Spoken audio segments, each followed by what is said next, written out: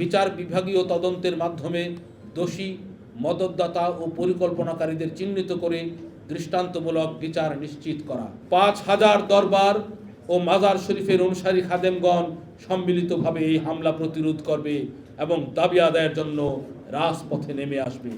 তাদের প্রতিনিধিগণ এখানে উপস্থিত রয়েছেন। যাদেরকে হত্যা করা হয়েছে তাদের পরিবারের সদস্যরা এখানে আছেন। যাদেরকে আহত করা হয়েছে তারা ও তাদের পরিবারের সদস্যরা ওই সংবাদ সম্মেলনে অনেকেই উপস্থিত রয়েছেন। ভুক্তভোগী সকলের উপস্থিতিতে গ্লোবাল সুফি অর্গানাইজেশনের পক্ষ থেকে আমরা গণমাধ্যমের মাধ্যমে সরকারের নিকট সুনির্দিষ্ট 4টি দাবি উত্থাপন করছি। 1.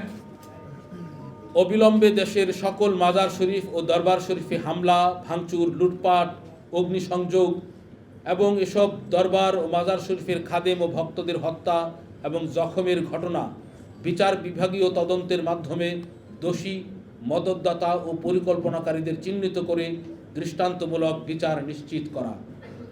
2.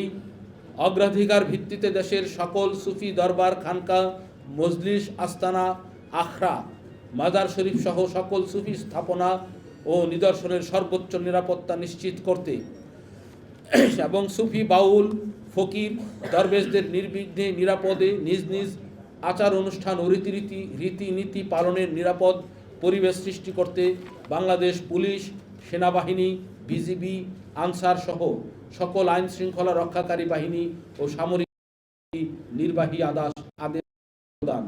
৫,০০০ দরবার ও মাজার শরীফের অনুসারী খাদেমগণ সম্মিলিতভাবে এই হামলা প্রতিরোধ করবে এবং দাবি আদায়ের জন্য রাজপথে নেমে আসবে। দেশব্যাপী মাজার শরীফগুলোতে বিভিন্ন জায়গায় যেগুলো আক্রমণ হয়েছে, আক্রমণের শিকার হয়েছে, আমরা নিজেরা গিয়েছি সরেজমিনে, আমাদের প্রতিনিধিরা গিয়েছেন এবং আমরা যোগাযোগ স্থাপন করেছি তাদের সঙ্গে। তাদের সেই সমস্ত ভিডিও চিত্র আপনারা গণমাধ্যমে দেখেছেন, সামাজিক গণমাধ্যমে আমরাও দেখেছি এবং আমরা নিজেরাও অনেকগুলো মাজার শরীফ আমরা পরিদর্শন করেছি। কারা ভেঙেছে এটা আইডেন্টিফাই করবেন সংশ্লিষ্ট কর্তৃপক্ষ। আমাদের এই প্রক্রিয়াটা চলমান আছে, আমরা করতে যাচ্ছি খুব শীঘ্রই। মাঠের অলরাউন্ডার আমি আর ঘরের allrounder Tilex. Tilex toilet cleaner, clean মানেই টাইলক্স। দরবার শরীফ, খানকা শরীফ ও আস্তানা সমূহের কর্ণধার এবং অলি, দরবেশ, সাধকগণের মাজার শরীফের তত্ত্বাবধায়কদের সমন্বয়ে গঠিত একটি অরাজনৈতিক সংগঠন। বর্তমানে সংগঠনটির সদস্য সংখ্যা ৫,০০০-এরও অধিক।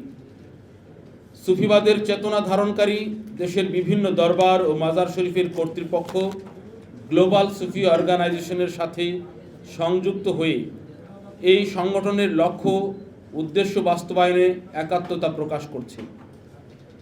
এই সংগঠনটি প্রতিষ্ঠার মূল উদ্দেশ্য হল সমাজে সকল শ্রেণীর মানুষের মাঝে সুফিবাদের শিক্ষা তথা আত্মশুদ্ধি অর্জন ও একাগ্রচিত্ত ইবাদতের মাধ্যমে মহান আল্লাহর সন্তুষ্টি অর্জনের বিদ্যা পৌঁছে দেওয়া।